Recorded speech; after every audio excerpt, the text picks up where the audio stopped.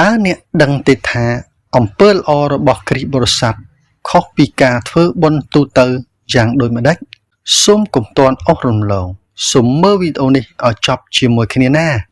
ក្នុងជីវិតគ្រីស្ទបរិស័ទអំពើល្អមិនមែនជាការបង្ខំចិត្ត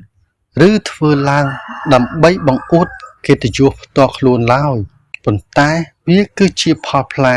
នៃសេចក្តីជំនឿ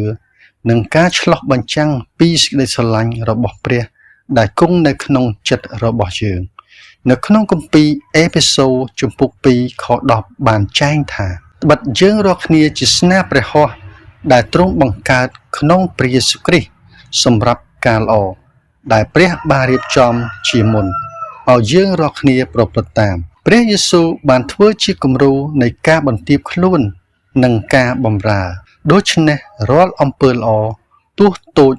ឬធំក្តីដែលយើងធ្វើទៅកាន់អ្នកដទៃគឺដើម្បីតែគោលបំណងតែមួយគត់គឺលើកដំកើងសិរីល្អដល់ព្រះអង្គចាស់និងធ្វើជាពន្លឺបំភ្លឺលោកីយ៍នេះប្រសិនបើព្រះបន្ទូលនេះលើកទឹកចិត្តដល់បងប្អូនសូមខមមិនពាក្យថាអាមែននៅខាងក្រោមហើយ share ម្នាក់មួយដើម្បីនាំពន្លឺនិងសេចក្តីស្រឡាញ់ទៅកាន់មិត្តភ័ក្តិរបស់អ្នកផងដែរសូមអរគុណសូមព្រះប្រទានពរ